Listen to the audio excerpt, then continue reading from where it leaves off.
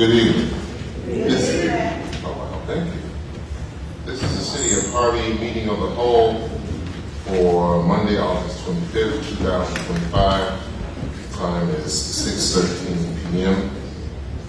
If all council members would mark themselves as being present.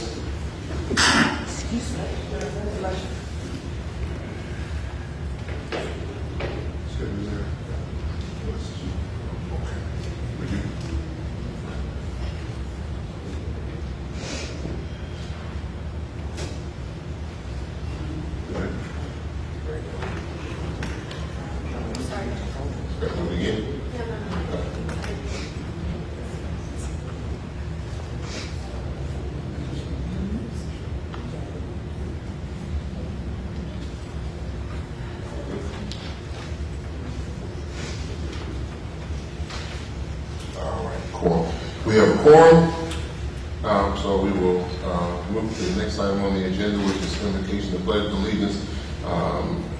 Deacon, would you please be so kind? Thank you, yes. We will bow our heads as we petition the throne of grace. Gracious Lord, Heavenly Father, we thank you, Lord, for this day. We thank you, Lord, for our comings and our goings. We thank you, Lord, for every resident is represented here under the sound of my voice. We thank you for the great city of Harvey. And we thank you, Lord, that you will give us the wisdom and the knowledge that we can make the appropriate decisions on behalf of the people that we took an oath for. Lord Jesus, we love this city and we know that you love us. You love us when we didn't deserve to be loved, but when in spite of everything, it was by your grace and mercy, Lord, that we're delivered here. You said in your word, Lord, that we can do all things, that we look to the hills and we obey. So, Lord, we're here to stand still, trust, and obey in your word, that you will guide us, you will lead us, you will prompt us, Lord, and you will even pick us up when need be. Lord Jesus, this is our prayer, and we ask it all in the mighty name of Jesus. Amen. Amen. I pledge allegiance to the flag of the United States of America and to the republic for which it stands, one nation, under God, indivisible, with liberty and justice for all.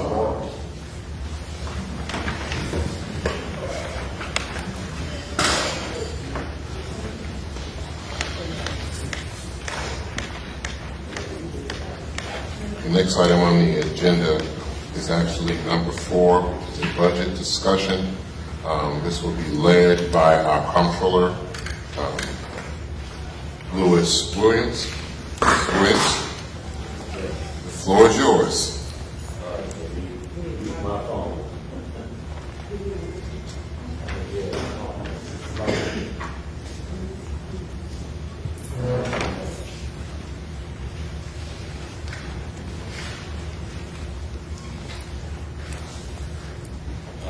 Good evening, Mayor, Alderman, city officials, citizens of Harvey.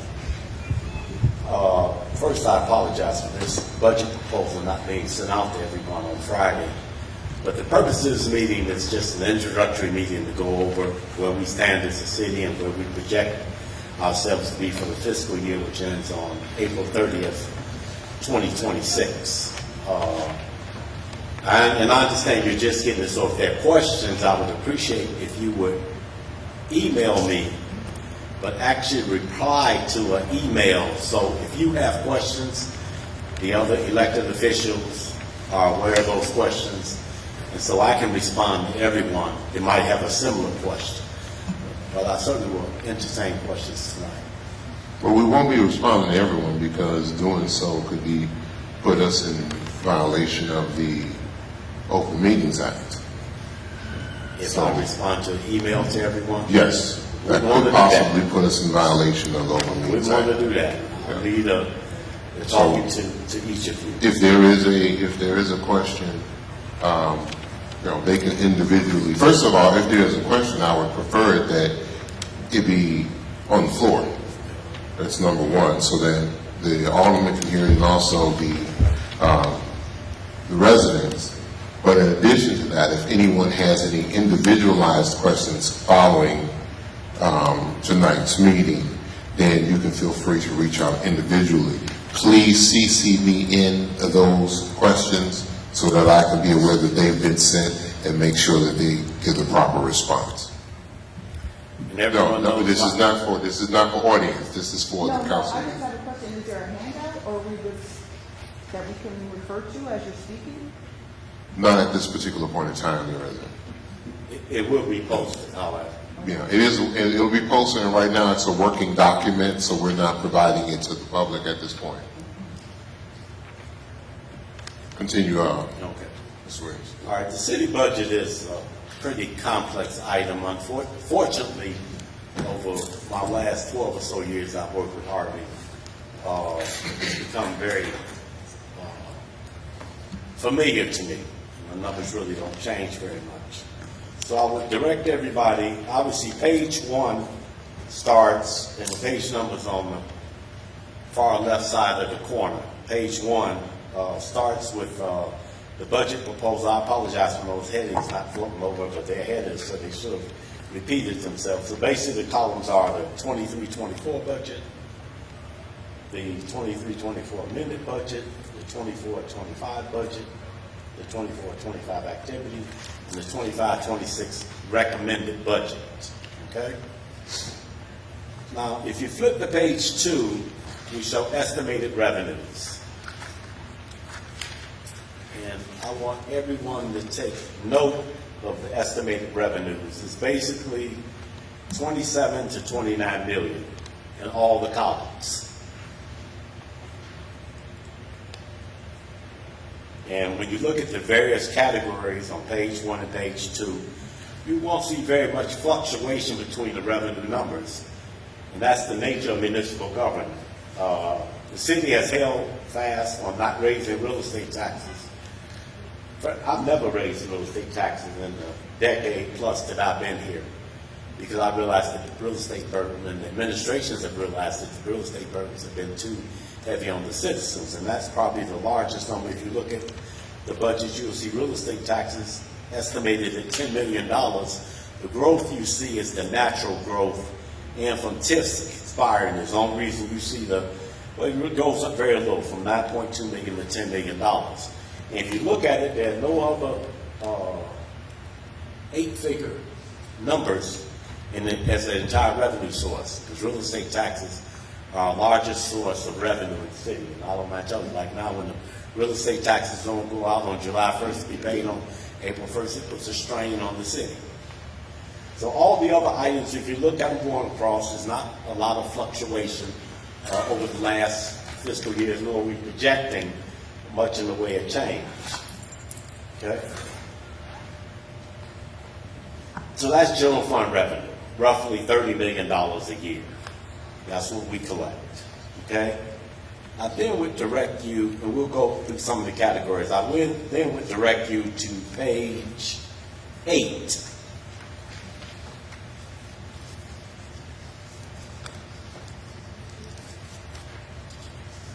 Page 8, up toward the top where it says net revenues and appropriations, the appropriations you will see vary from 30 million to this year being 35 million for the general fund. Again, that's what happens with the city in terms of revenue. And I'll tell you, the budgeting process is pretty straightforward, because if you add up the salary lines in the budget, that makes up about 80% of the entire budget. Because that's the nature of it. We're in a service business, so therefore salaries, I say 80% is salaries, fringe benefits, payroll taxes, and pension contributions. All add up to that large of an amount. So that's what we're dealing with when we're basically a service business. If you add in the cost of refuge, you add in legal fees, you add in insurance, that basically encompasses 95 to 98% of the budget. So there's not a lot of flexibility in terms of the city. Now, the mayor has said it, and every mayor says it, the way we grow out of our deficits and things like that is to literally grow economically. That is to get the people who only pay us less than 55% of their real estate taxes to pay their real estate taxes. The other is for us to bring businesses in to take over some of the vacant parcels of land to pay us taxes. And all that has to do with just the overall economic development of the city. Now, the next major category that really takes in, that really supports the city, was how does the general fund have a deficit like it? How does it sustain it? Well, part of it's the other things that go to support the general fund in terms of revenue and expenditures.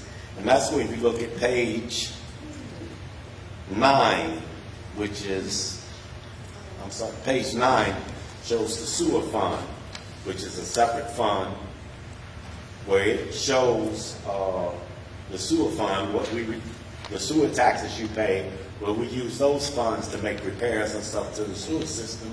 And I know everybody's concerned about flooding and things like that, but what the sewer system does, it works in conjunction with the Metropolitan Sanitary District, all those big projects you hear about, that eases the pressure on our sewer system that allows it to operate. But the other fund I forgot was another major fund, and that is the motor fuel taxes. That's when the motor fuel taxes you pay to the state, a part of that comes back to the city based on our population. That's on page 8.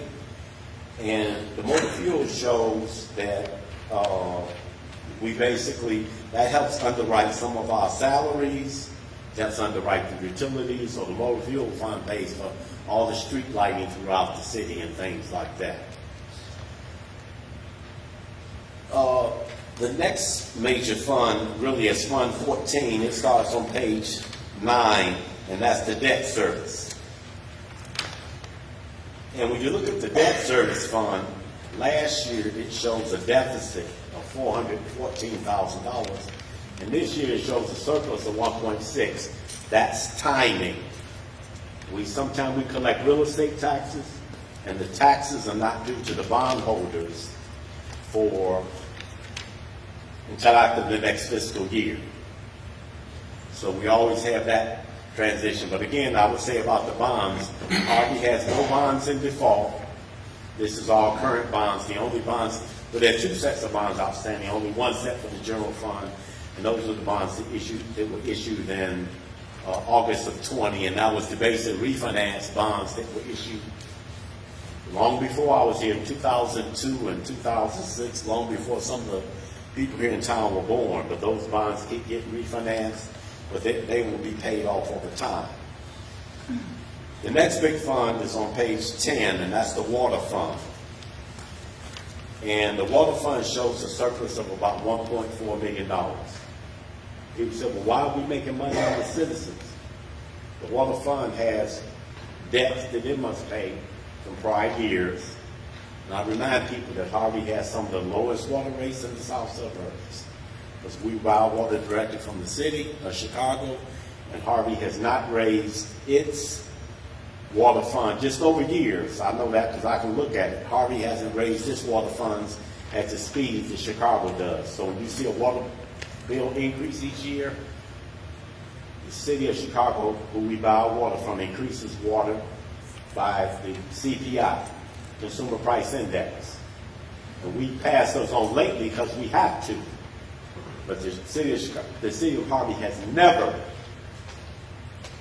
passed on all of those increases, nor has it ever raised water rates in excess of what the city of Harvey has been charged by the city of Chicago in terms of the rates.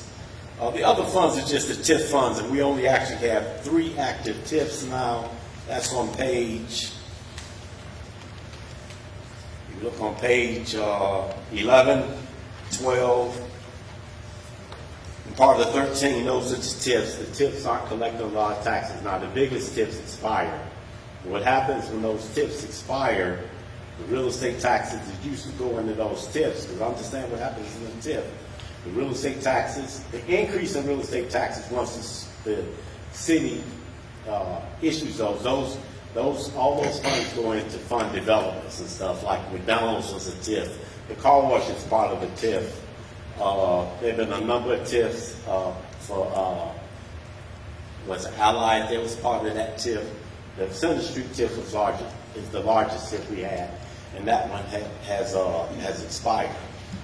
So overall, when you look at the budget on page 14, it showed last year that we're looking at a projected deficit of $7.8 million. And people say, oh, how will you ever get past that? Again, it's the timing thing. So on the 154th Street project, when this street was redone, it was basically a federal grant that we matched certain money out of the motor fuel tax fund. For those taxes that we covered the deficit on that project, were motor fuel taxes we had received over the last 5 years that were restricted for major road projects. So in other words, we couldn't just spend that money. So when they were spent this year, you don't have the revenue because the revenue is all in deferred revenue. So, it's not showing up here. And the same thing is true with the bonds. We paid out in the bond sector, if you look at Fund 14, we paid out about $3 million more in bonds expenses than we had in revenue, but that's because the cash is sitting in the bank. And so those are things that happen just from a timing standpoint. And also when you look at the deficit, we invested about $700,000 in the crime center, which is about to come online. Those are called capital expenditures, but for budgetary purposes, they show up as expenditures. But those are things that are capitalized. So when the audits finally come around and we have the audits done, the deficit for the city should be somewhere about $1 million to $1.3 million. And we look at this year's budget, overall budget deficit across all the funds, I'm projecting a deficit of a little less than $1 million. That could change because I know the 100, what's the new road project made at which street are we doing next? 155th? 150th is what's on the agenda today. Pardon me? Right, so that's what we're going. That's on the agenda, but that'll be something 150. that we'll have to plan for going forward. Okay? I don't want you guys to step in me throwing a bunch of numbers at you because it bores me. So I imagine what's doing you, and then all just seems like numbers. So if there are any questions tonight, I'll certainly entertain them. Hold on one second.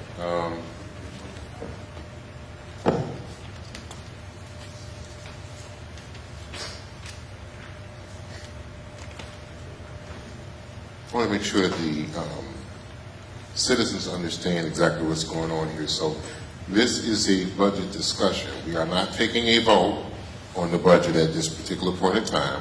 We will not be taking the vote in the next meeting. That's number one.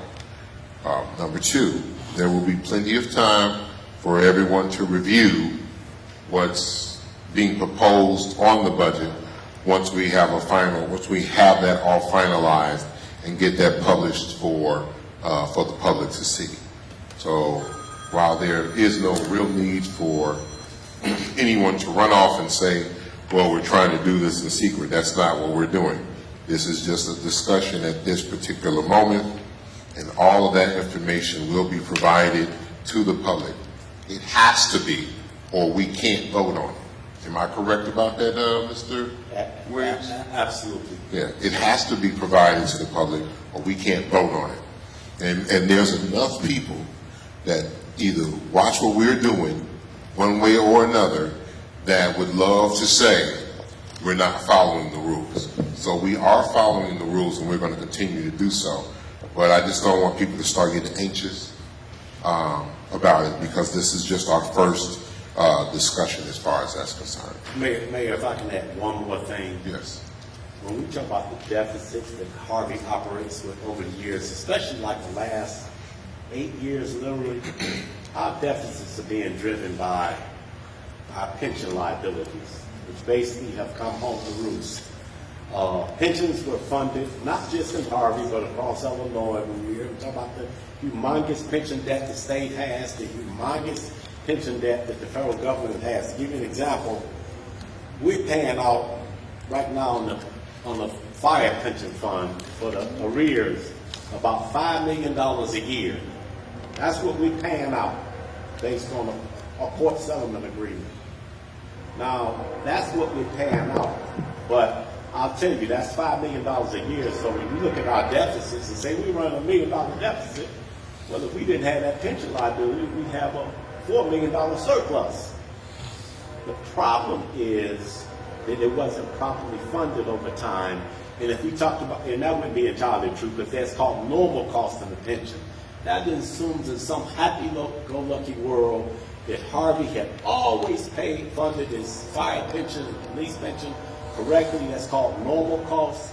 The normal cost for the fire and the police pension together would be less than $2 million, not the $6 million we're paying right now. So we would literally be not quite party time, but obviously if we have $4 million worth of surplus, then obviously we could repair a lot more streets, we could provide a lot more services, and we wouldn't have to work with the skeleton crew of employees that the city operates with most of the time.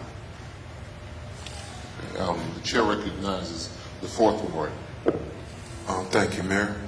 Thank you, Comptroller. I just got a couple of questions that I have to ask since we just received, this packet of the budget proposal. When it comes to the street department, we just recently had, layoffs, and we see the impact with the storm and everything that happened.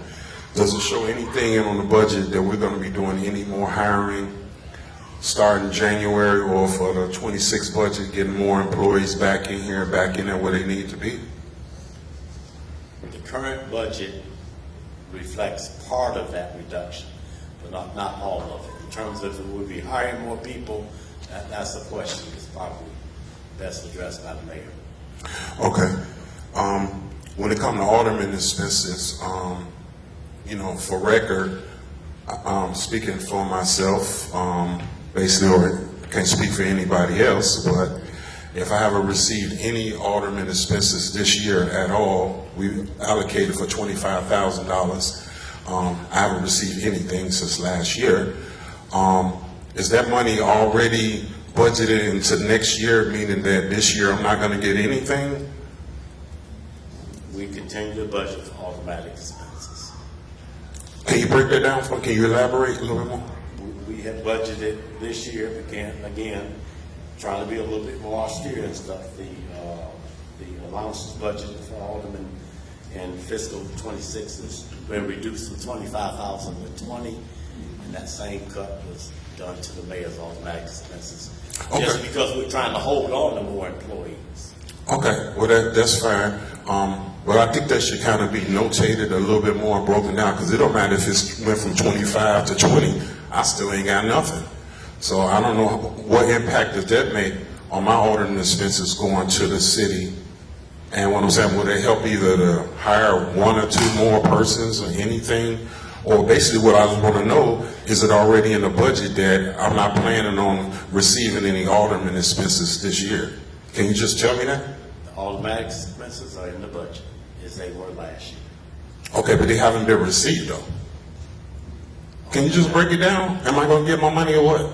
Again, I submit expenses for approval, then the decisions are made based on the payments we have to everyone who gets paid out. So Okay. that's one that, again, I would suggest you direct it to mayor and his staff. To be clear, because we've had this conversation, and just for the audience to understand, I did have this conversation with Alderman Key prior to this meeting, and I explained to him the fact that at the time that we took over the city was 164 million in debt.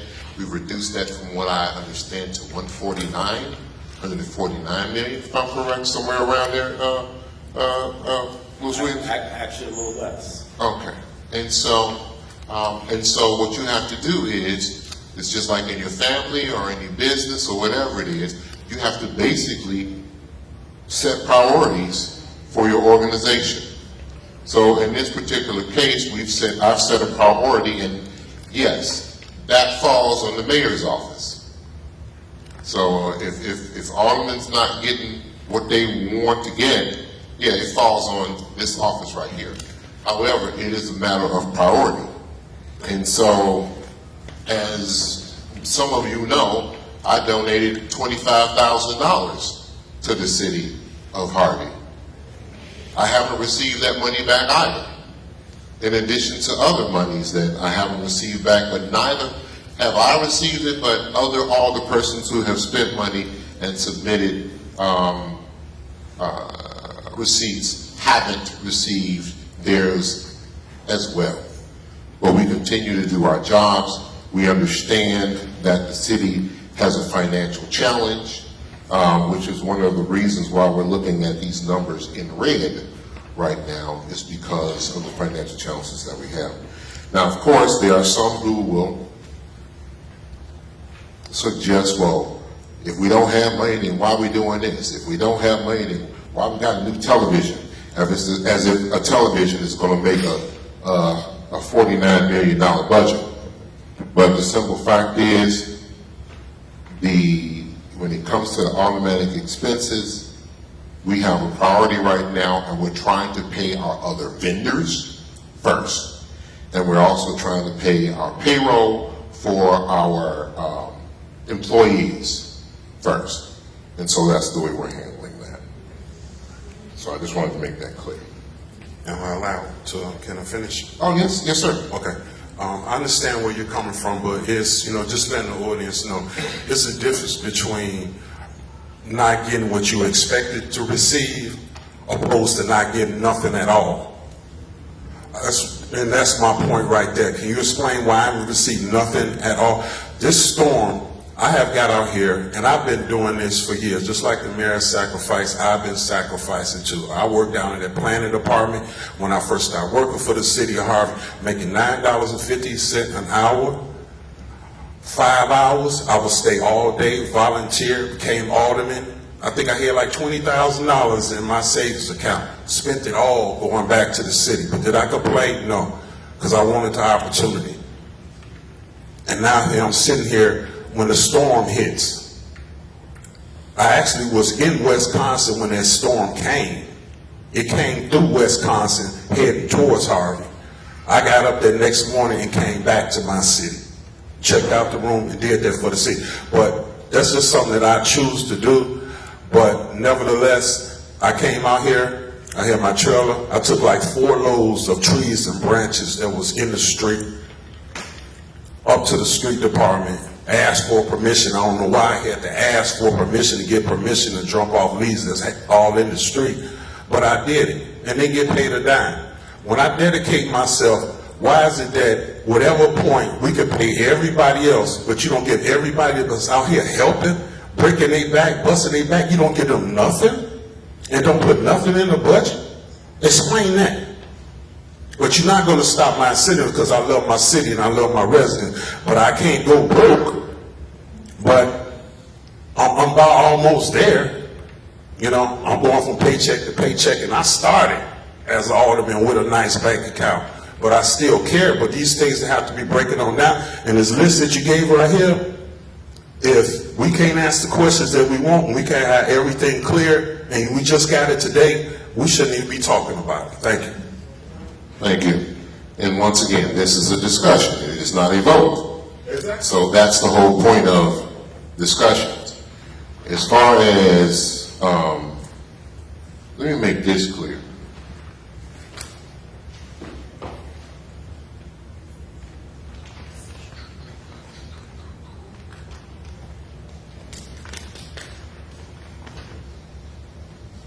Just one more question, sir. Yes, sir. I just want to know, am I the only alderman that hasn't received anything for this past 4 years? I've been here 7, but I'm just going to say 4. Am I the only alderman that haven't received anything in that time? Am I the only person? No, there's some aldermen that have never submitted anything in their multiple terms. They have not received anything. Okay, we got a point of order. Chair recognizes the second ward. Thank you, Mayor. Testing. Comptroller, back on Monday, June 22nd of 2024, we took a vote, and at that time, both my expenses as well as Alderman Key's expenses were presented. And on that same day, we both voted no. Because I don't believe in voting for my support. That's not been the same support throughout. We've always voted, or I personally have always voted no to the bills list because we need the proof. We need to see the purchase orders. We need to understand, and directly, you personally know that I've yet to receive $1. So right now, the second ward is sitting on about $50,000 that has been allocated for them. And when we think about beautification efforts, and when we think about layoffs, and when we think about curbing violence by employing our young people, I was able to employ 5 young people in our office. But again, that's all out of my support personally. And so to have the best strategic and collaborative approach to the dollar, because the dollars are actually the taxpayers' dollars. I too wonder how in which we're best addressing our fiscal financial management. Right now, even today, we have penalties skyrocketing with the city of Chicago and a grand total today of $47,099. And those are just 3 line items that are due back to the city of Chicago in water penalties. And so I'd ask, as we're projecting what a 2026 budget looks like, what safeguards do we have in place that we can use from what we've learned here in the 2025 or 2024, 2025 fiscal year to move the city forward in the best fiscal way. In 1 month, we spent about $42,000 on special events. And in a city that, Alderman Key just spoke to it, but I'll tell you down 155th Street in the second ward, there are a multitude of down branches, wires, debris, there's an overhaul. And I was just told that there are about 9 people that are working in public works. So I guess my question is a swarm of things, because everything is based on us and our economic engine. We can't flourish in a city that has no money. And so we often hear about that $149 million deficit. Where exactly does that stand? Even from the 2025 year, I haven't heard what projected revenue we've actually even collected so far, or even the settlement agreement that we currently have out to retrieve monies for those that are operating here. How much of that money have we received? That started last year, so we should have some projections into that for the 2026 year. But we have so many different expenditures and line items for things that I don't know if they're doing the best support of the city. And even before we even talk about the expenditures or the spending, for a time now, residents have questioned or requested that the budget or anything dealing with the financial landscape of the City of Harvey be posted on the website. And to date, we haven't done that. And so in order for true fidelity and understanding, because we're sitting here discussing numbers, unfortunately the audience has no understanding on what we're doing. Even when we're referring to what's been amended, what's actual, there's still no real true fidelity or transparency, because it would take a time, and we need before 7 o'clock to even address the many questions that would be, here, especially even going back to our TIF funds or our Class 8As, or, there's just so many different things. And so I'd ask that even council, that before we even move forward with a budget, we need like another budget town hall. We need another finance discussion. We actually need this handout to be provided on the table so that everybody can see it at large, or to cut costs, show everybody how to access it via a QR code to access the website.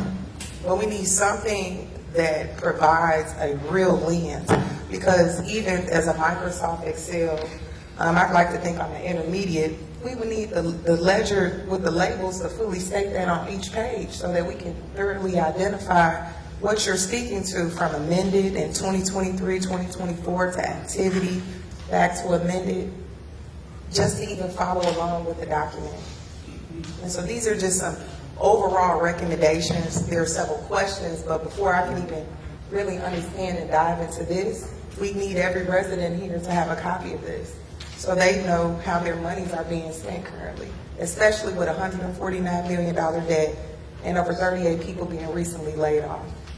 Thank you, Comptroller. Thank you, Mayor.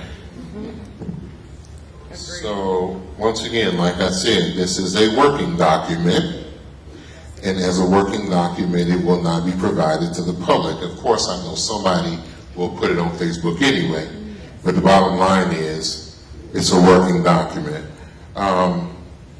And at the point in time that we have to actually post the actual document, we will do so. The chairperson, the chair recognizes the fifth, and then I'm going to get to the sixth. Thank you, sir. Thank you to all the residents that are here today. Thank you, Mr. Williams. I just wanted to say, I know that everyone in here, or at least all of the persons here, you can pretty much run your particular office the way you choose to. I, for one, don't use the expense account. And it's because even if I was handed $25,000 and allowed to use it in the fifth, it still wouldn't be enough money to address the issues in the fifth. I've always personally felt that it was a better use and a better respect for the tax dollars that we do have here to allow those funds to be used across the city wherever needed. Secondly, I think you can do more with less. I think we've proven that. And that's to say that, yes, and there's some residents in here who will tell you, the street department has done a fantastic job of showing up. Now, don't get me wrong. It may not be as fast as you want it, but they're there, and they do a great job at what they do. I, for one, think that it's better to allow them to do that job than for any of us to go around and cut grass or anything of the likes. I know that's how it was done with the previous administrations, but I think we need to let them do the job. And that we do need to kind of take that into account on what we're also doing with the tax dollars or what we're demanding of our tax dollars. And again, I would say I think it's better suited to be used across the city where needed. I don't intend to patch up holes in the street. I don't intend to cut down trees. I don't intend to demo buildings. None of us can do that. So, I don't know if it's to throw a block party or whatever it may be that you want to spend the money on. I only did one back-to-school event since being elected. And again, it's because I realized we need to all work together. This will never make sense to me.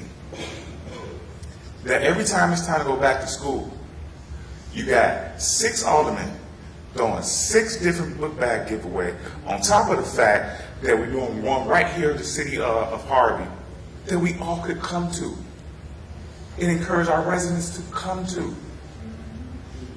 Why are we doing that? I'll tell you what we can't do. We can't stand divided. That is a clear sign of division.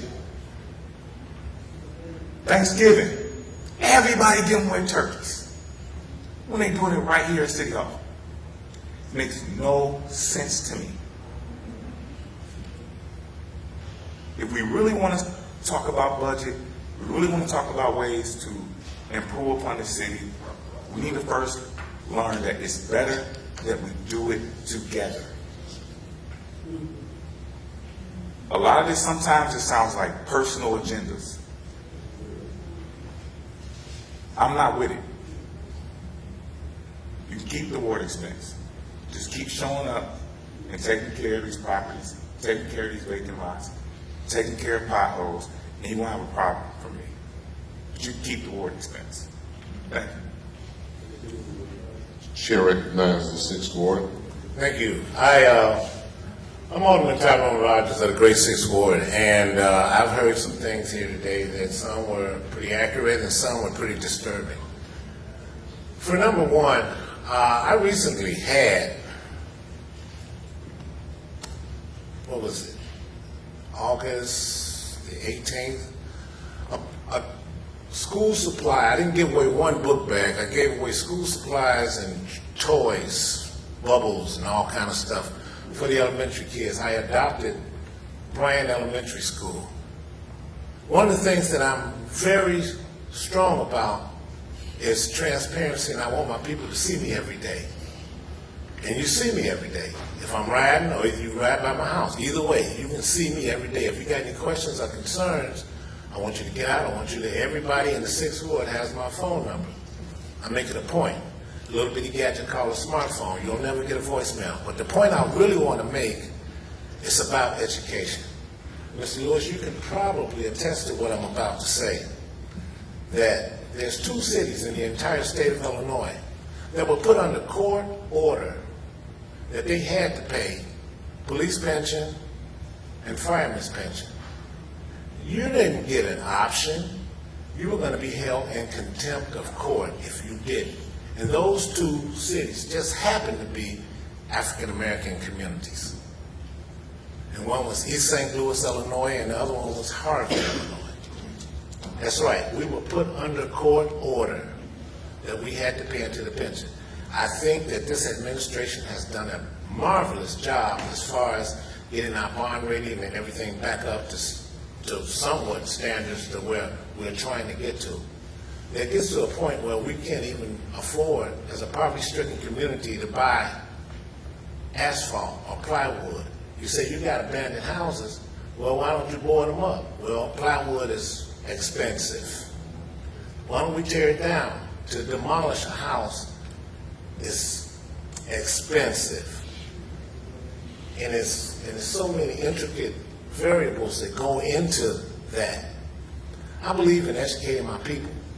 And I talk to them every day, and they want to know, well, what can we do about these tree branches about to fall on my car? Or what can we do about reinitiating the 50-50 program for sidewalks? What are we going to do about street lightings? I'm afraid my wife coming in at night from work, something tragic could happen. Well, we're working. We did not dig this hole in a 4 or 5 year period of time. It took over almost 20 years, and it wasn't with just the last administration. It was the administration before that. We lost valuable city equipment. We used to have a couple of street sweepers. It saddens me when I go through Riverdale and I see a smaller community and they got street sweepers and we don't have any because they were stolen or sold off for scrap. I tell my people all the time, this is not Tinley Park, this is not Orland Park, this is not Oak Forest. You love this community the way you say you do. What we have to do is come together initially, dig down deep. If you got tall grass next door to you and you're waiting on the street department to come and cut it, they're doing the best they can do with what they have to work with. But it may not happen. Dig in your pocket, get out a few more dollars, and the landscaper that does your yard, pay them to do that yard. Now, you say, I'm not going to do that. I'm a taxpayer. This is what I pay my taxes for. But these are unique situations that we're in right now. Excuse me, please don't do that. Don't do that. Okay, I won't interrupt anybody. I'll stay quiet, but do not interrupt me, please. So, with that being said, we have to let our people know, like, yes, we inherited $164,700,000 in 2019. Okay, since then it's been reduced.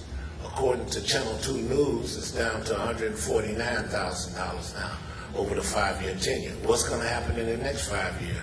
Maybe we can reduce another $20 or $25 million. But the fact of the matter is that we did not dig this hole, but we're forced to dig our way out of this hole. Okay, and we have to work collectively as residents, as community-minded people, and stakeholders if we want our community to flourish again. A TV set or a hot dog giveaway is not going to increase our budget. Okay, let's just get that straight. What we need, though, is more advocacy amongst the residents, and everybody needs to come together. Now, I have a legitimate question, and what it is, Mr. Lewis, is directed, how many TIFs has expired in the past year from 2025 to 2026? Actually, a number that just expired probably about 4 years ago, the latest being The Center Street TIF is the last one that expired.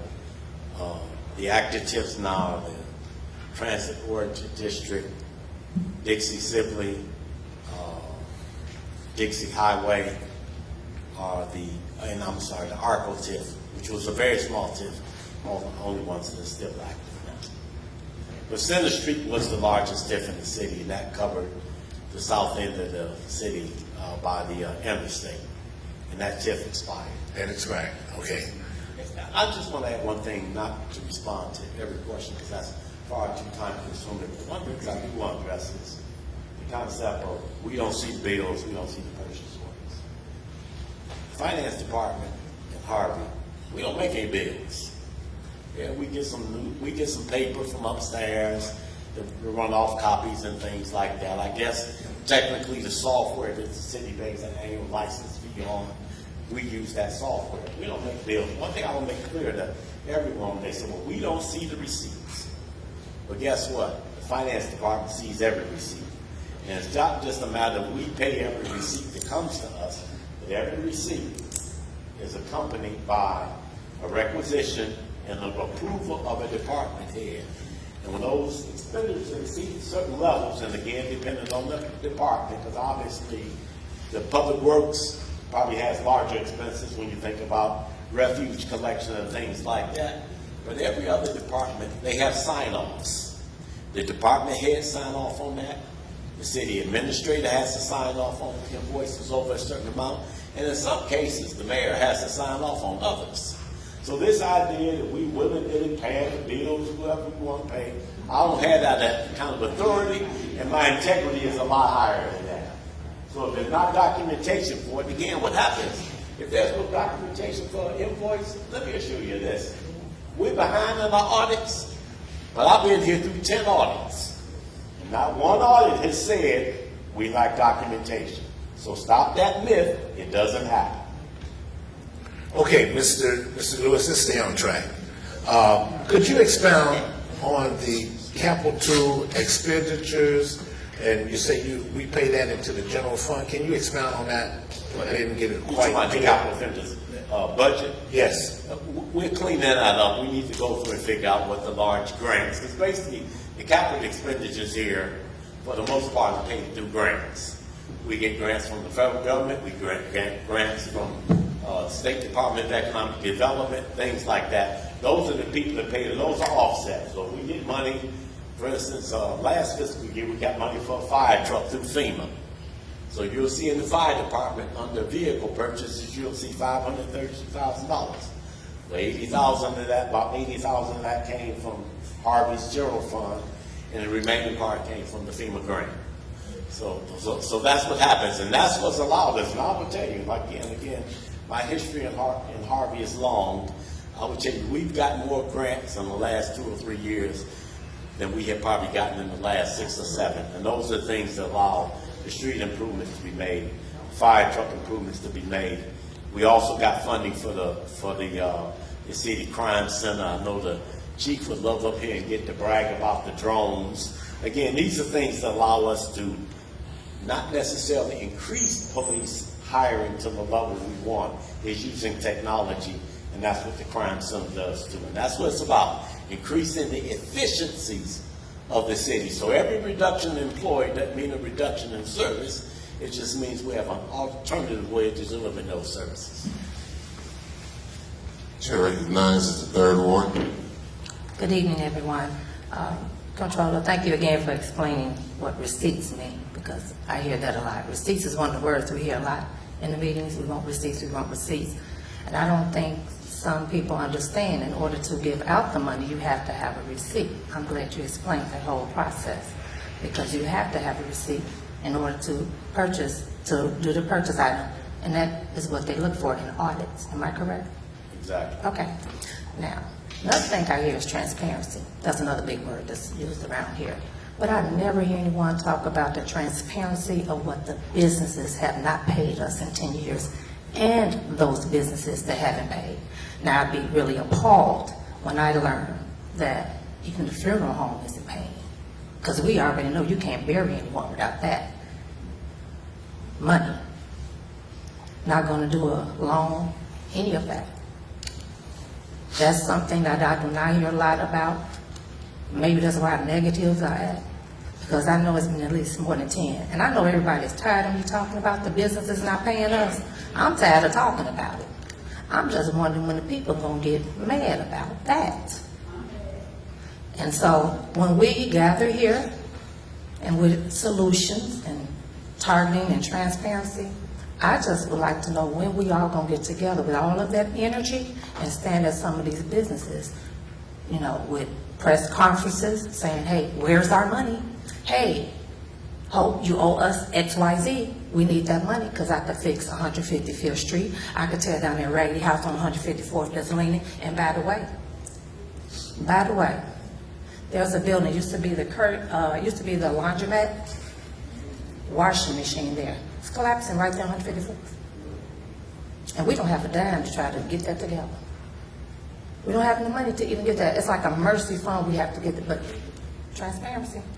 That's transparency. We don't have the money for that, people, okay? That building's about to fall down.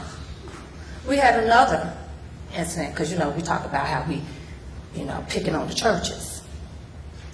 We ain't been giving them no sales taxes. They haven't been inspected in over years, because that was allowed.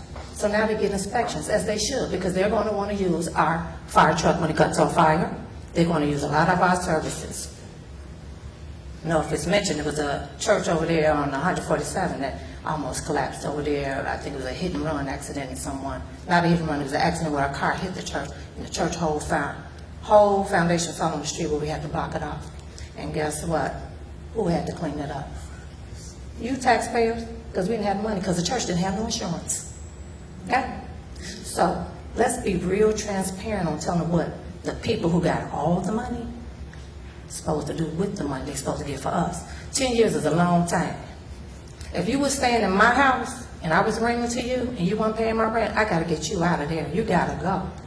But what's very troubling to me, that I don't understand why we as a city that's poverty-stricken and poor, why nobody that's up there above us, and you know, we got Buddy Powell's friends and no people with connections, that they can't get us our money. But everybody come in here and say we stealing. I'm not a thief. I'm one of the odd persons that haven't since I've been here. I've just put in a requisition, just. Didn't really want to put in one, because I know the city don't have the money. But I thank God that he's able to give me what he has. Because I do provide. I have a lot of seniors. I do a lot of parties with them. There's things, a lot of things I don't say that I do, because it's not nobody's business what I do with my money, because everybody worry about what I do with my money. A lot of times I donate, and I give. And I don't care if I don't ever give it back. Because you know what I look at? I believe in God and nothing else. One thing I do know, and I'm a witness to it. You reap what you sow in this lifetime. And if I reap some good things, I know God is going to bless me in the end. Now, I know he take care of me now, because he, you know, it's a harvest and a reaping of a season. I'm going to give what I can give until I can't give anymore. Because I know I'm going to get old one day.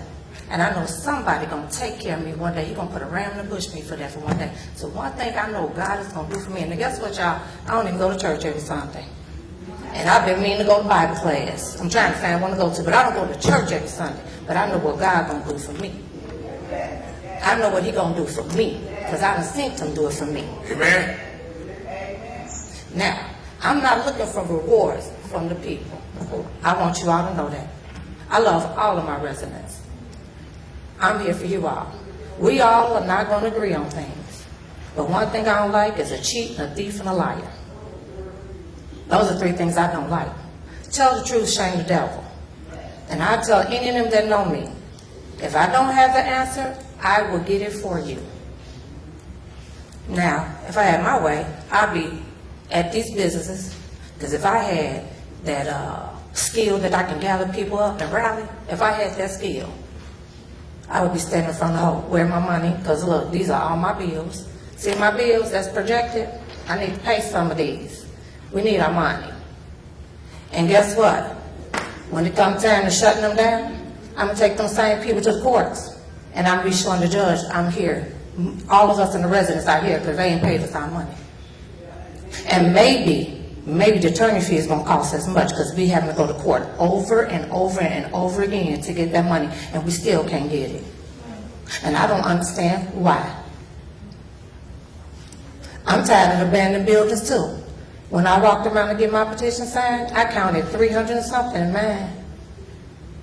300 and something. And guess what? It's not just the business owes money. If y'all look it up and see which each one of those properties owe, they owe money too. We're talking about the money. It's money all in this city, sitting rotting away.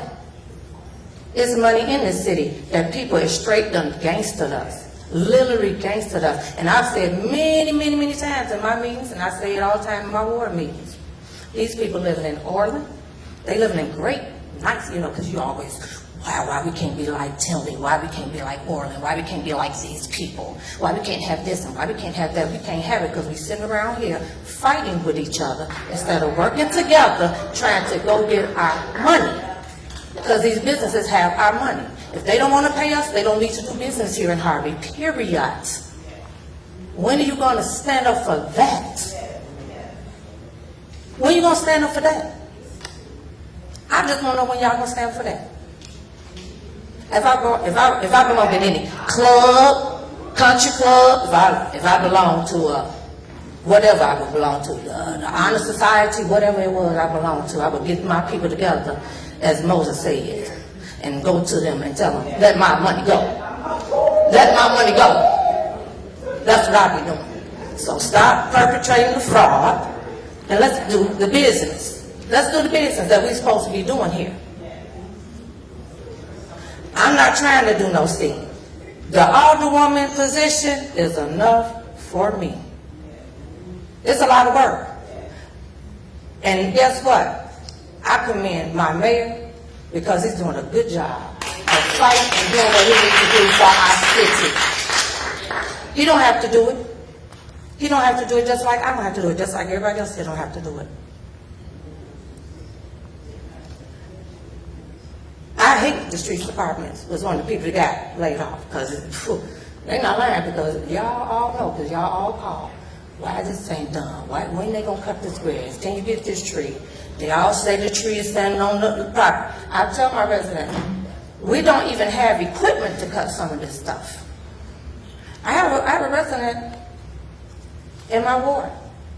Say, Ms. Smith, can the city do a contract? I'll cut the trees. You know what I tell them? We ain't got no money. Ain't no sense of doing your contract. You gonna quit.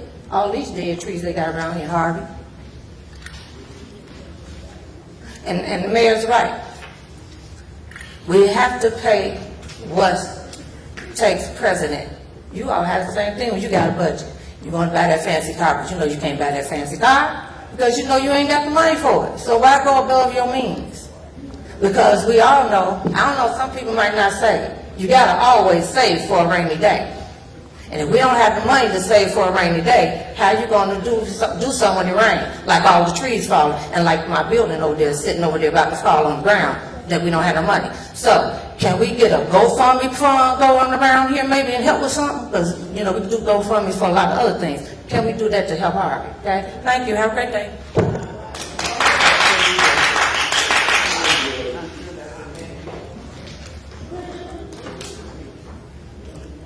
I would like to address one other issue. The question was arisen, how much have we collected because of the mayor's initiative?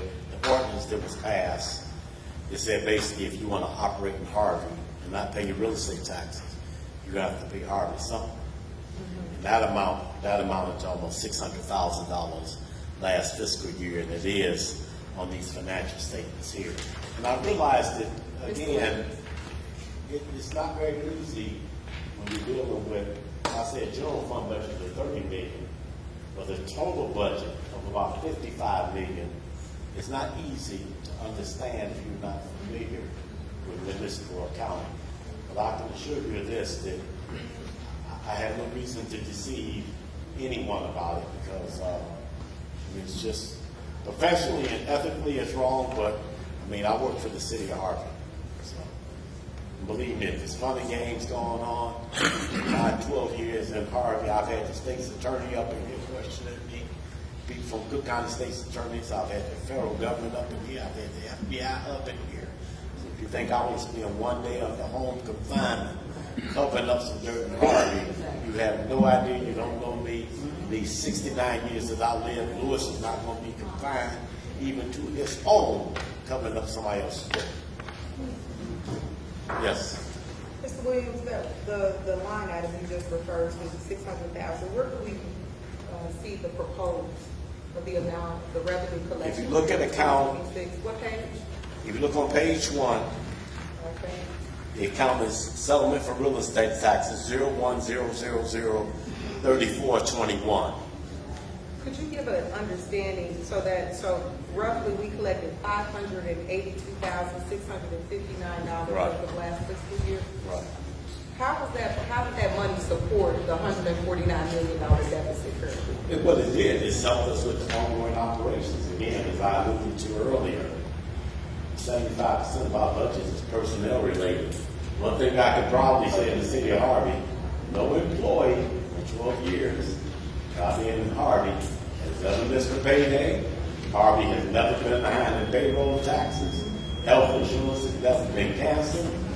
IMR pension payments and they paid on a timely basis. But the other issue is about penalties of the city of Chicago. The city of Chicago Public Bill is one of the few things in Harvey other than the bond that it predates me. When I walked in the door, Harvey owed the city of Chicago $18 million in water. And we brought that down to 12. And I can assure you all the penalties were working on the settlement agreement with Chicago, where we would not be paying those penalties. Because we had them forgiven once before.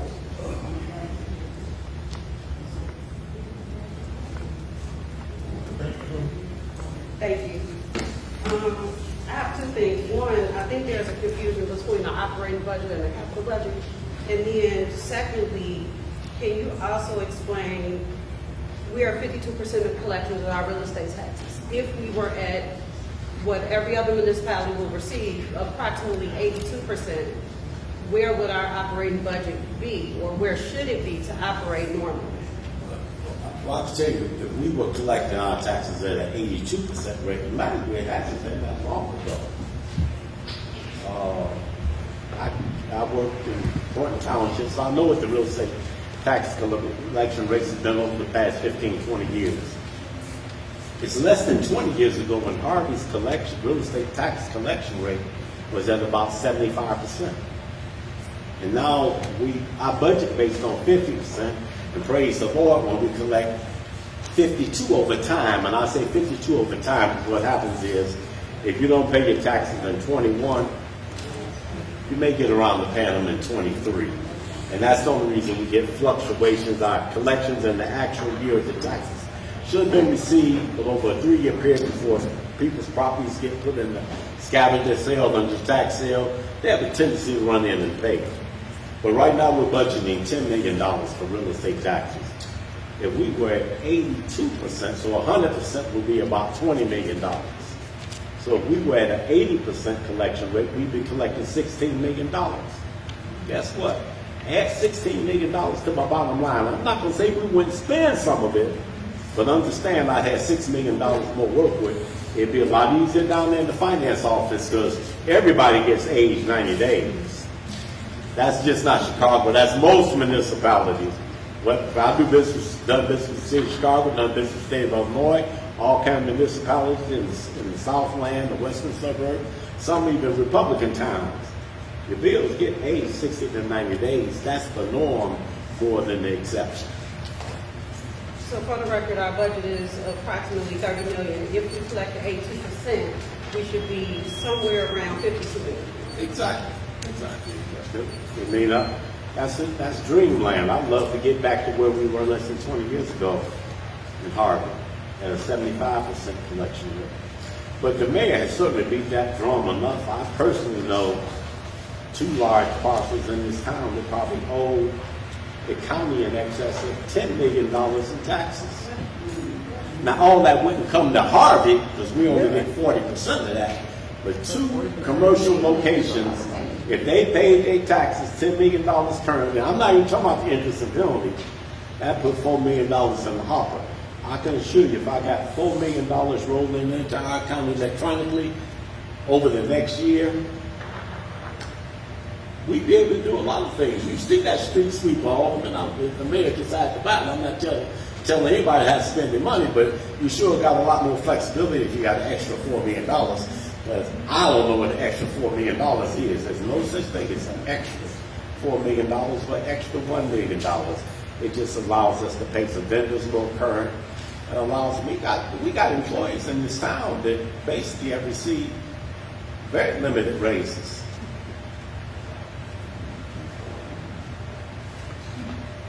Sure, recognize the board. Just one quick question. I know we've been beating you on the same thing you're saying about taxes. And first of all, for the public to know, we need to divide people that own businesses that are responsible for taxes, opposed to people that are just renting and being shut down because of the people that they're renting the house or the business from being affected and closing their business down and all that renting. Okay, we need to do anything. But in the beginning of this is a process, and this is a further bigger state, president, whatever issue.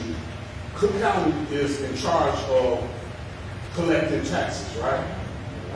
What are we doing to enforce them to do their job so we can get our things? Why are we not going to the president or whatever it was? Why are they allowed to put us in this situation when we can't want them to give us our money?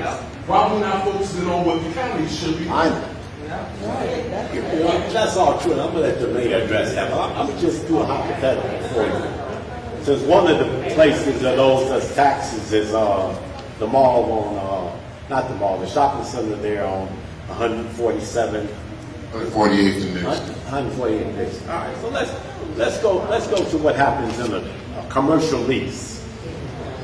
When you have a commercial lease, you pay base rent, okay? In addition to that, you pay a percentage of the operating cost. If it's a 10,000 square foot shopping center and you rent 3,000 square feet, you pay 3,000. 30% of the operating cost of that mall. That's the scavenger pickup, the pavement on the lot, the striping on the lot. Then the third part you pay is real estate taxes. That's how all commercial leases are designed. Mine is that way downtown. So when you say, why are we taking this money? Why are we going to the businesses? Because the businesses need forced on. I can assure you that those businesses that are in those shopping centers are paying their real estate taxes, their third of the triple net lease to those owners, but the owners aren't paying the taxes. So what do? We tell the people, oh, you got to pay us. And that's not because we want their money. Our purpose is to put pressure, for them to put pressure on the owners to pay the real estate taxes. Because I, as a tenant, if I'm paying my portion of the real estate taxes that you're not giving it to the county, I got a problem with you because, I mean, it doesn't stop us if there's a fire or police service or public works services that need to be performed. We perform it as a city. And again, what did I say? There's no other 8-figure number on this budget beyond real estate taxes. It makes a big difference if that number is 10 million versus 12 million versus 14 million. A whole lot more folks would get paid if I had the extra $2 million, much less the extra $4 million sitting in Harvey's account. So it's the tenant's obligation of a commercial lease to go to the owner and say, I'm paying you my part of the real estate taxes. Why aren't you paying the county? So what is the county going to do when it comes to that situation?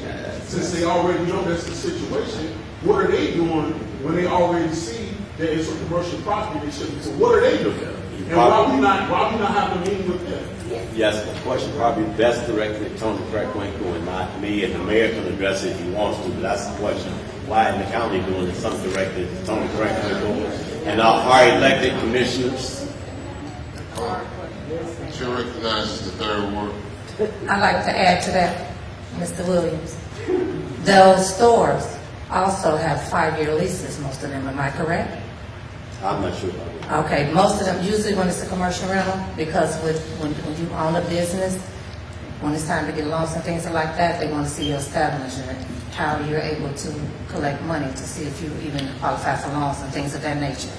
And like you said, each square foot is not like paying a regular rent. You know, $100,000 mortgage. You're paying a lot, like double thousands, 10,000 at least. And when you look at these strip malls, that you look at, they're getting about at least 70,000 a month. Why you can't pay us our money? So they are, because they're in a 5-year lease, they're stuck there. When you have business, you just can't.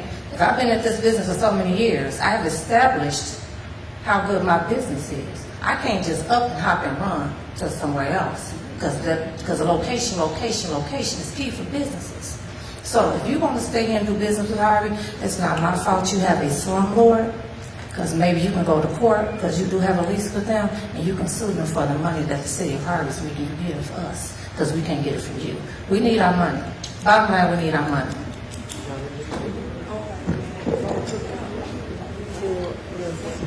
Chair recognizes Chair recognizes the second ward. We're gonna wrap it up pretty soon.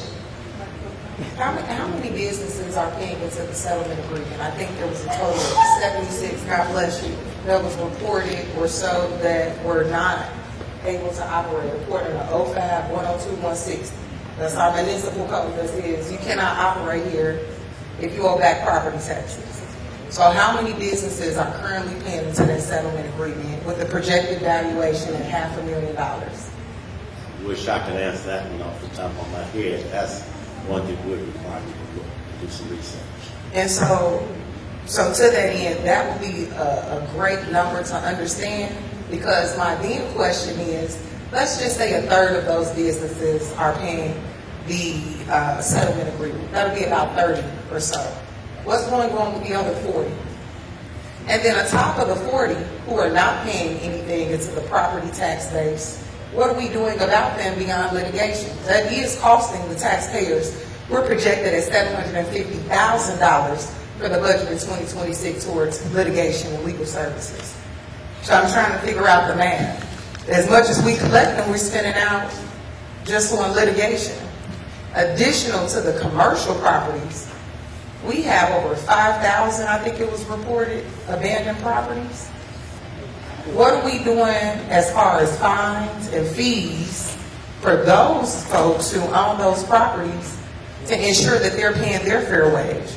We almost need another agreement in place for property owners who have left. We need to target every single bank, Amalgamated Bank for one, because they own a number of things in the city of Harvey, along with Harvey Real Estate, I believe it is. It's been a long time owner here in the city with 30, 40 plus properties.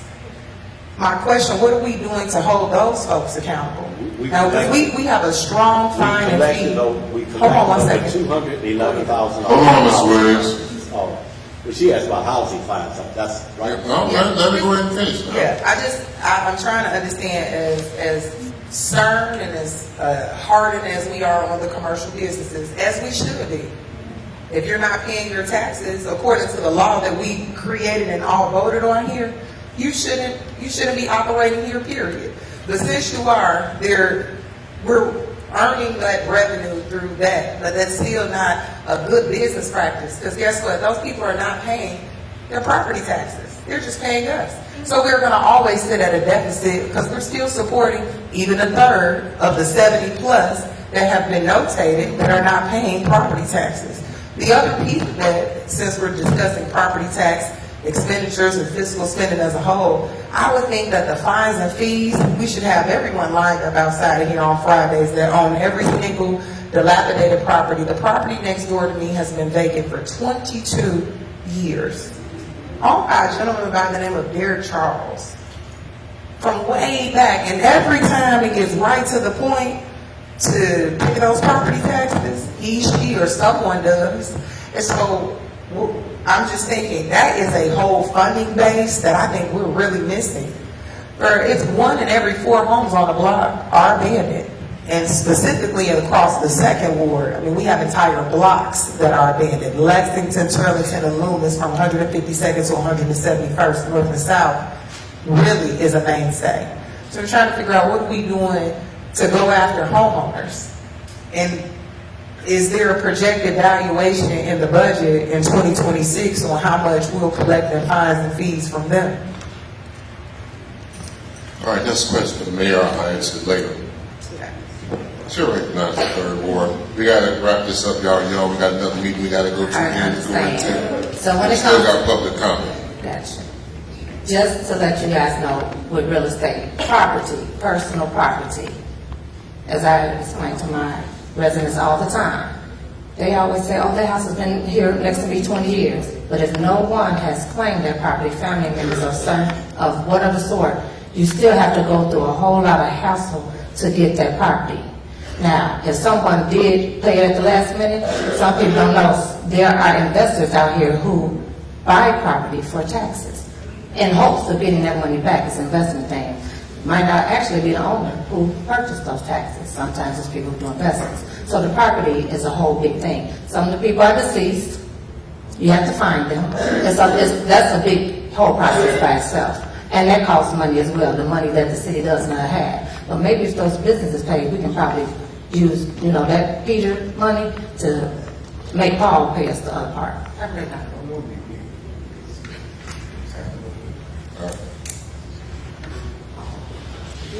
That being said, we will now move on to, first of all, thank you for the discussion. We are going to have more discussion on this matter as we move along. So we are now moving into public comment. Public comment is encouraged and appreciated. This is the only opportunity for the public to address the City Council on agenda items and other city-related business. In order to accomplish our business on the agenda and be respectful of everyone's time, council members will not engage in dialogue, I'm hoping, with individual members of the audience, and no immediate action will be taken on any public comment issue. When your name is called, proceed to the podium and state your name. Please limit your comments to 3 minutes. Woo-wee. No speaker may donate his or her time to another speaker. Comments shall be courteous and respectful. Please, comments shall be courteous and respectful at all times. No person may use public comment for the purpose of campaign or advertisement. This is not a question and answer time, and council cannot engage in conversation with the public. Questions and concerns about operations should be addressed with city staff during regular business hours. First up for public comment is Ryan Simwelski, followed by Jacqueline Wilson.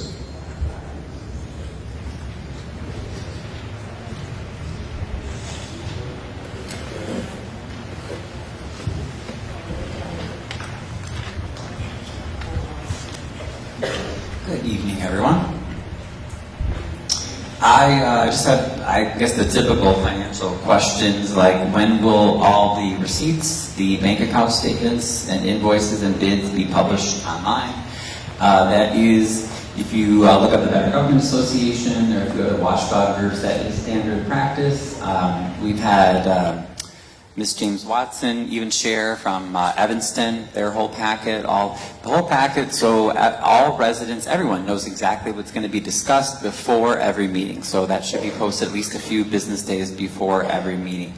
It's not hard to do, and if, as Mayor Clark says, everything is above board, then just show us. That's all we're asking.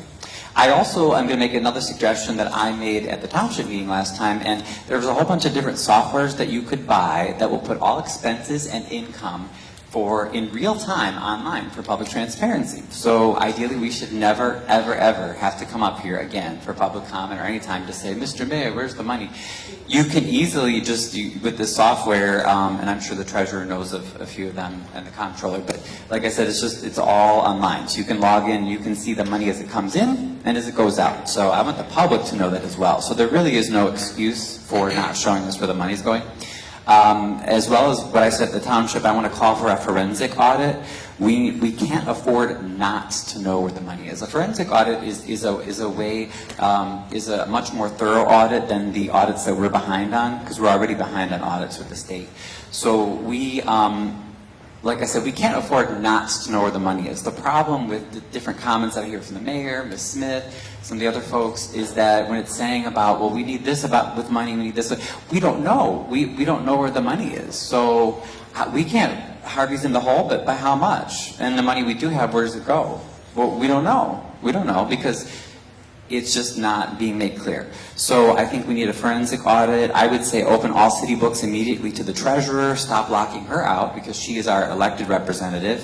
Also, Alderwoman Chapman mentioned this, but the 4 Alder yes men who always vote with Clark, they always get their expenses paid back, including Alderwoman Smith, because I FOIA'd those. But the ones who ask critical questions don't. I mean, again, that's more the transparency issue. So you say we don't have money, but then Durinsky, Smith, others, they get paid. Release, I said that already. And the last thing, create a transparent process to sell and restore our old buildings. Give priority to local residents and businesses because all those empty buildings, as the Alderwoman stated, if we got those back in the tax rolls, that would do much more than just generally increasing our tax collection rate. Thank you. Hey, all of them. Now, we're going to get this straight right now, okay? We are not going to be talking while other folks is talking. And y'all can say whatever the heck y'all want to say about that. This happened at the last meeting, you know, and now it seems to be happening at this meeting. It doesn't make a difference if it's the Alder yes men or anybody else for that matter. Be respectful of people when they are talking. People are going to say things that you may or may not want to hear. If you can't take it, the door is right there.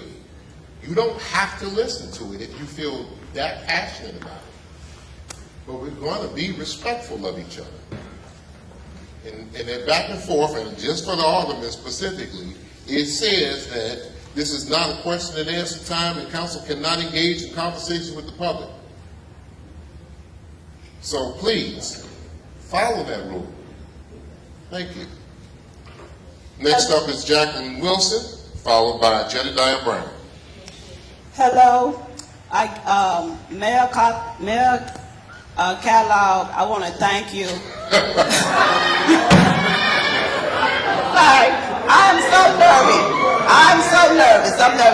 Mayor Christopher Clark, I want to thank you. Everybody, because her time is still running. Okay, Mayor Christopher Clark, I want to thank you. I truly do, because you have truly tried very hard to improve Harvey. I do not understand how as we continue to realize what is going on out here in Harvey, why do we want to continue to complain? A lot of people started off with you, Mayor, but a lot of people decided to go on their own because they did not, that you did not do what they required you to do. But I know that you are a good man, that you try very hard out here in Harvey to do your best. I have came to the meetings. I come to the alderman's meeting. I come to the council hall meeting. I have sat and I have listened.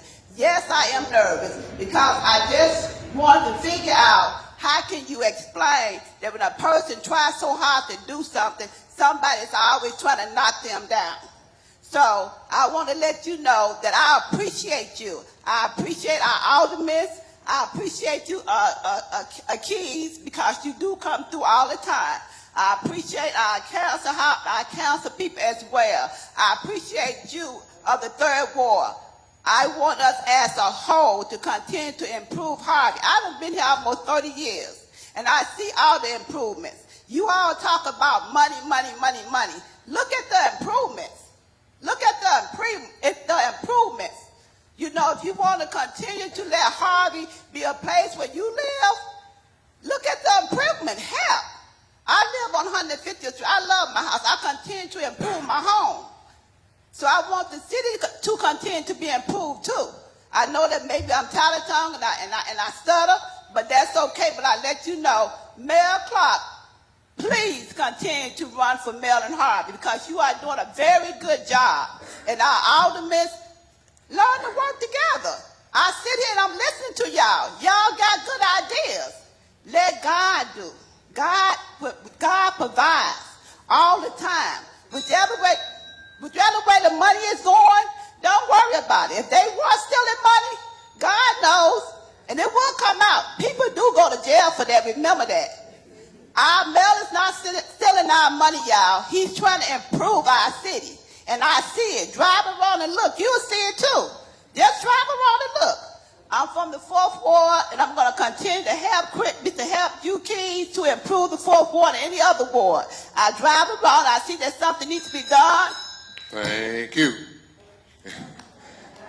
Thank you very much. And finally, Jedediah Brown. Good evening.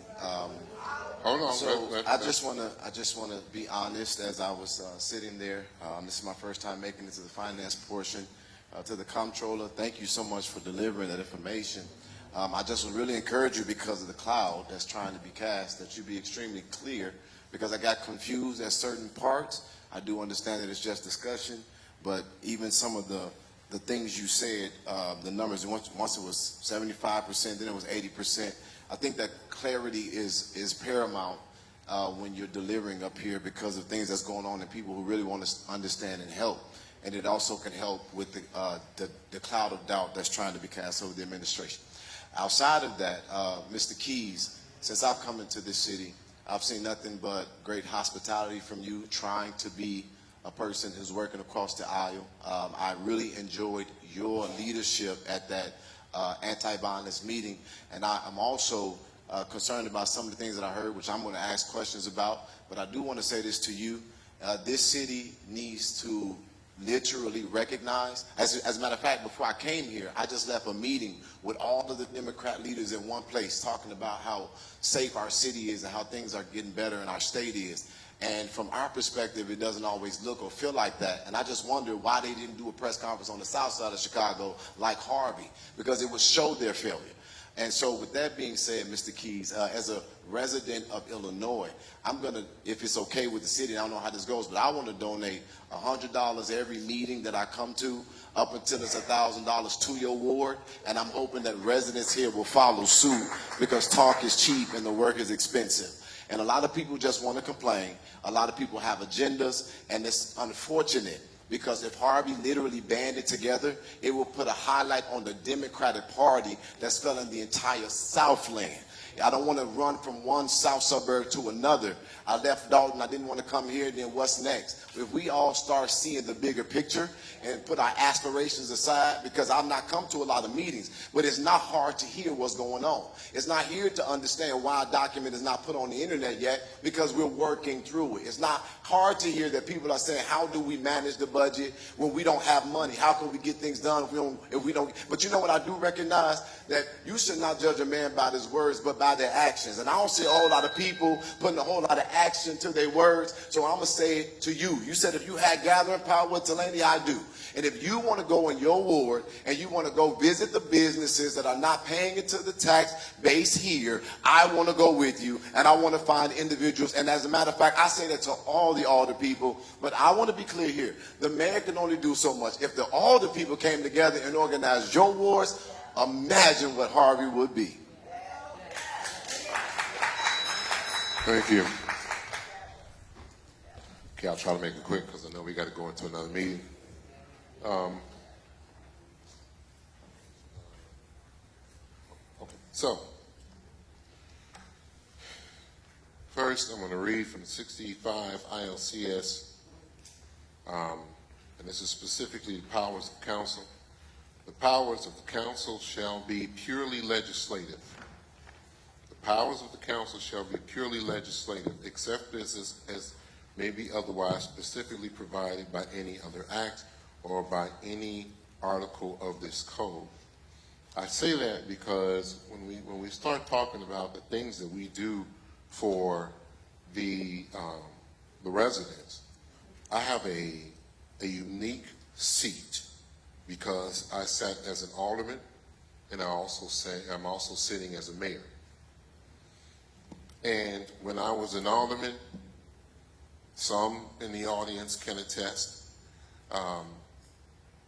I virtually gave money away.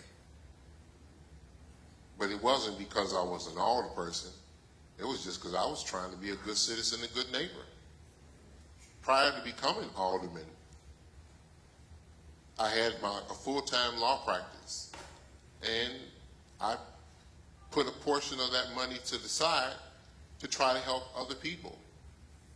Some of you may remember when the law office set up a website so that we could pay people's water bills for them. All you had to do was register, and we would move to try to pay your water bill. I didn't submit any receipts or anything like that. It's not to say that anybody else shouldn't, but the bottom line is the money that was spent, I did primarily because I was just trying to be a good neighbor. You know, he ain't here. Rick Seckett. You know, we had a discussion the other day. I have 2 chainsaws, and when we had that first Derico back in, was that 2020? I was out there with one of my chainsaws just cutting away. Not because I was looking for anybody to pay me for my time or my energy. It's just what we were supposed to do because, you know, I've said it before even, and we do really act like it. We're family, okay? And so that's what happens. But as far as the alderpersons are concerned in the city council, and some of you already know, the powers of the council shall be purely legislative.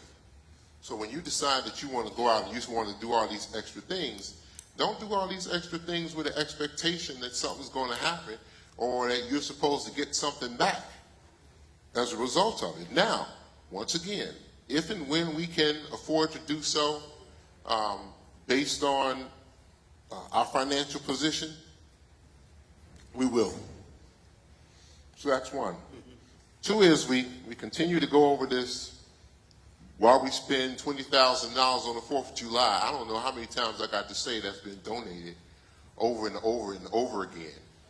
When we have these extracurricular activities, we seek donations so that we can do what we want to do, so that we can provide those things for our citizens. And our citizenry, in my opinion, have a need, have a right and a desire to participate in some of those events.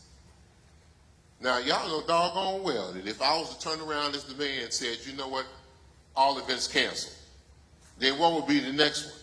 That's when the public, what do we call it, social media, he's a Grinch, he hates Christmas, you know what I'm saying? He hates Thanksgiving. And I could explain that we're not doing it because we don't have the financial capacity to do so. But if I was to turn around and cancel all of those events right now, that would be the very first thing that we would hear.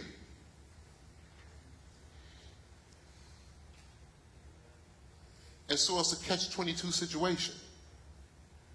Because you want us to do it, but when we don't do it, then you upset we don't do it. Then if we don't do it, then you want us to do it again. It just doesn't make any sense to me. Now, as far as the Cook County taxes and Cook County collecting our taxes, I really wish they would. And, you know, and so wait. So let's go back so we can figure out how this works.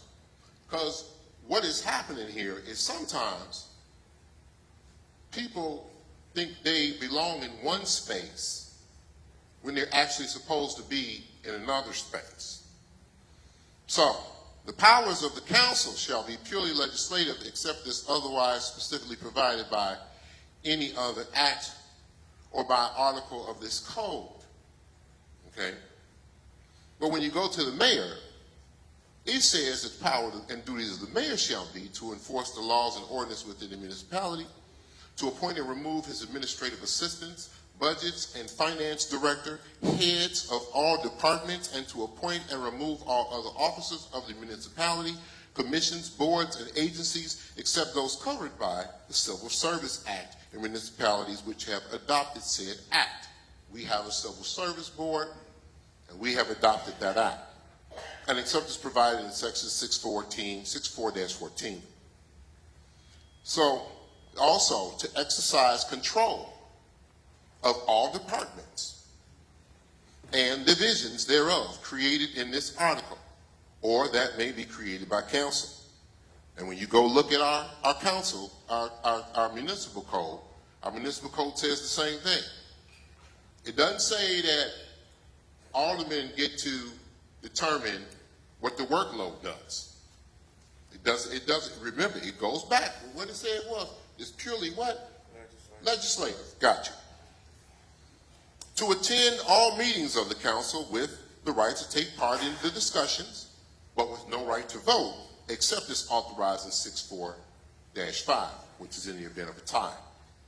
To recommend to the council for adoption such measures as he may deem necessary or expedient to perform such other duties as may be prescribed by this Article 6 or may be required of him by ordinance. So as you see, the mayor's position has many more responsibilities than the aldermanic positions. And at least from what I understood, when those people ran for alderman, I would have thought that the first thing they would have tried to figure out is, what are they actually supposed to do? But when you're trying to act like you're the mayor and you want to be places that you're not supposed to be, we've talked to the council. We've talked to Cook County on several occasions. We're having those conversations. We've had those conversations. Tax bills are currently late. And we're trying to figure out how we're going to make it to our next quarter when the tax bills are currently late and we don't have a cushion. We don't have a cushion. And all of this stuff happens as a result of, yes, elections, but it also happens as a result of when you were supposed to be speaking out, you were silent, like a church mouse. And so while all the money was getting taken away, and while the feds were coming in and raiding the police department, and 6 people got arrested, and while the police department was providing security for drug dealers and pimps, okay, nobody had anything to say. The money was going away, and it was going away in front of our faces. The city of Chicago sued us in 2014. Miss Donahue was there. I don't know where she is now. Miss Jackie went. A few other folks went downtown. Miss Randall, God rest her soul, went downtown because they wanted to find out what was going on with our money, because we knew for sure at that time that the money was being misappropriated. We had proof at that time that the money was being misappropriated. And the vast majority of people didn't have nothing to say. Now I get it. I'm the rebound chick. I'm the one who you want to get with after you broke up with the one you was with before, not understanding how just good you got it. I get it. I know how that works. Well, shall I be the rebound guy? Yeah, we'll go with that. He won't be the rebound guy. Yeah, we'll get you. But the bottom line is, we have been digging our way out of a hole that we were not responsible for. We have been trying to clean up. We all went through it. We was kids, and it was my turn to do dishes. But I always, whenever it came time for me to do dishes, I said, well, I didn't put this glass in here. I didn't put this bowl in there. Everybody want to blame somebody in the house for why the house is falling. And then your mama turned around and said, I don't care who put the glass in the sink. I don't care who put the bowl in the sink. It's your turn to do dishes. And when it's your brother's turn, it's your brother's turn. Now, there's a lesson to be learned there. Because if I don't want my brothers to put all this stuff in the sink, then when it's their turn to do dishes, maybe I need to be considerate and not put all this stuff in their sink. That's us working together. That's the reason why I said a couple of months, I think it's a couple of months now, I'm not doing all that fighting. I'm not doing all that castigating. Believe you me, I got a lot of them locked and loaded, but I'm not doing it. Because it doesn't move us forward as a city. Now let me tell you what I heard. I heard, why can't I get my money that I'm supposed to be getting as alderman? And I respect that. Okay? I heard about, well, we need to be going out and we need to be talking to these businesses and finding out why they ain't giving us our money.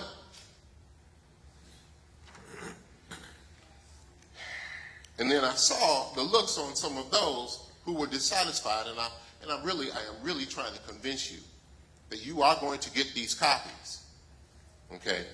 Because we have to follow a process. I already know that some of our aldermen are not going to follow the process. They're going to release the information anyway, okay, because they don't quite understand the words transparency. But out of all the stuff that's in here, we ain't talking about how we going to keep the employees employed. We're not talking about how we're going to make it from payroll to payroll every 2 weeks. Because that's what I'm seeing in here. We look at the red line and we say to ourselves, well, what's the problem? He already explained that. Even though I know somebody's going to go off, and I'm just going to tell you straight up and lie and say it's something else. He already said, if we didn't have the issues of the pension debt, we would actually have a surplus. But when I remind you that that pension debt wasn't paid by the previous administration, oh my gosh, I don't know what to do. Because all of a sudden you just lose it. Because you don't want me talking about the previous administration. That's who screwed you over. Bottom line, that's who screwed you over. And you talk about receipts. We got the receipts because they went to jail. You know, almost 15 people over the past 20 years have been either convicted and or went to jail under that previous administration for some nefarious activity. But then the lawyer come before you and you want to try to discredit him and make it seem like he doing something that he ain't never did a day in his life. And then you try to get other people on board to get those people to co-sign the lies that you have signed on to. We got to stop it. And it stopped nobody up here from talking. Everybody took their time. That's the reason why we're here now. When you had your question, Ms. James Watson, when you had your question about, and I think that's a really good question. And that's a question that's going to be addressed because it's important. And if I'm going to demonstrate how we're supposed to work together, I got to lead with it. But damn, can y'all meet me halfway? Because we're not doing anything but trying to figure out how to better this city.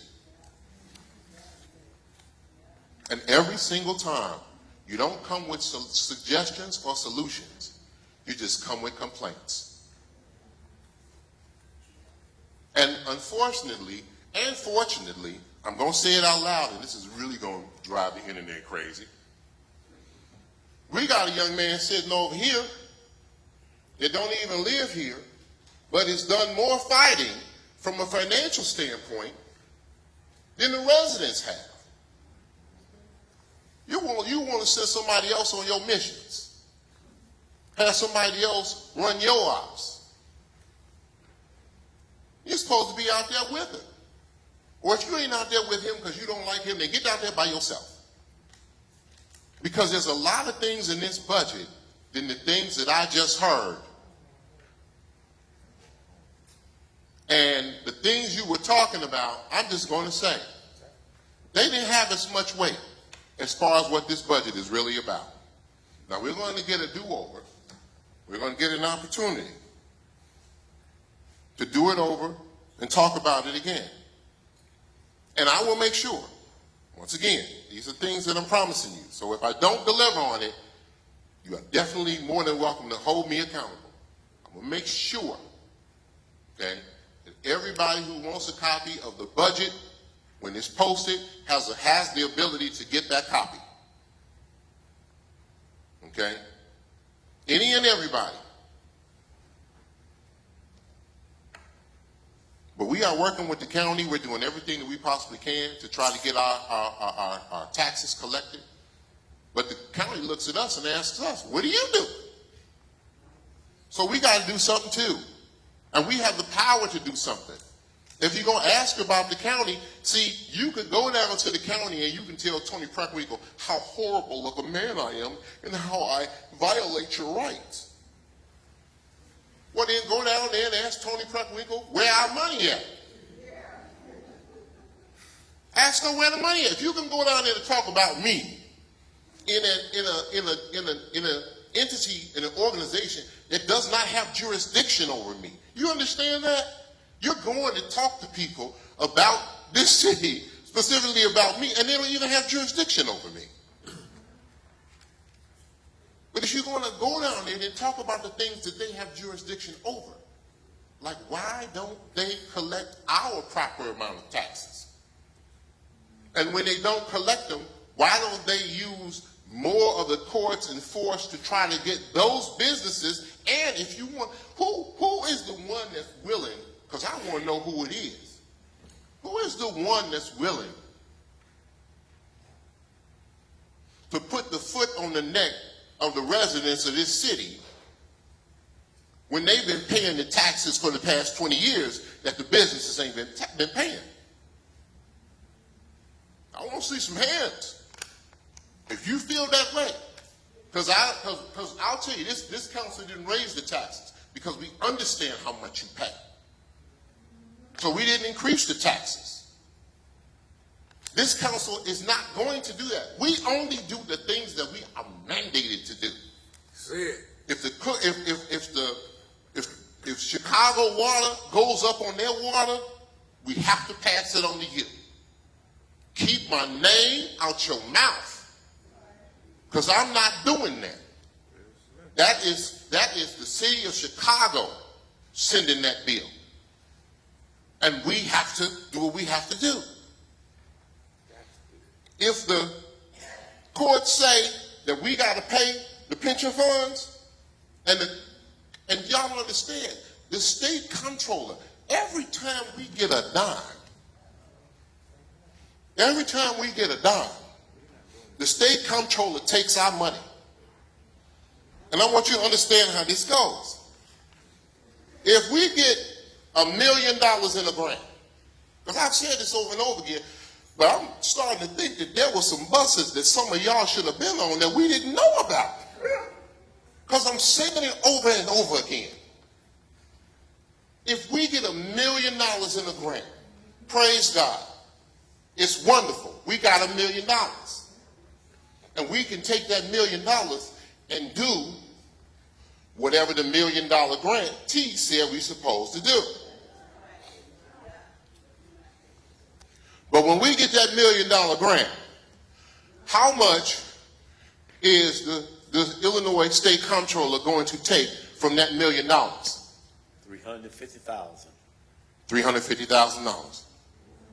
We just got $1 million, and the State Comptroller is going to take $350,000 from us. Wait. Who's responsible for coming up with that extra $350,000? General fund. From where? Out the general tax revenues and general revenues of the city. Of which city? Let me make sure. The city of Harvey. The city of Harvey, where? In what state? Illinois. In the state of Illinois. We don't have no money to run with in this town. They stole it all, y'all. And the sooner you come to the realization of that, the better off I think we will be. I'm not going to attack any of y'all because y'all didn't do anything. But I will attack the mofos that stole our money and did what they weren't supposed to do. And that's why we're struggling. And the sad part is some of y'all still got loyalty to that bunch when they were stealing your money. There's a software to tell you what the finances are in each city. It's called GovUSA, isn't that what it is? Because we looked at it. It cost us $150,000 to do GovUSA. Am I right? OpenGov, that's what it is. OpenGov. Look it up, people. OpenGov. But it cost us more than $150,000 to have it. So I tell you what, y'all got 5 on it? Because the simple fact is we can't pay for it. And because we cannot pay for it, we don't have it. That is something I brought up in the very first administration. And we can't pay for it. So what's the point of trying to buy it if we can't pay for it? Stop trying to compare us to other communities. The other communities got money. What I talked to you about the other day, T, Orland getting like 125 million in sales taxes per year. We can't compete with $125 million in sales taxes, but you want us to be like Orland.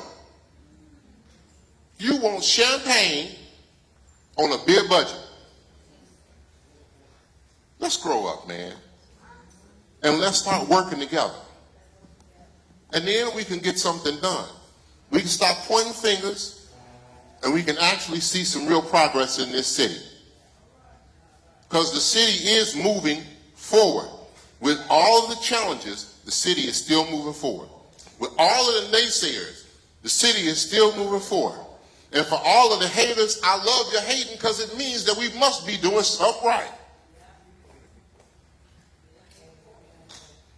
So, on that note, the chair will entertain a motion to adjourn.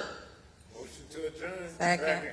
First by a motion by the sixth, second by the third. All in favor signify by saying aye. Aye. Those opposed, hearing none, we stand adjourned at 8:05.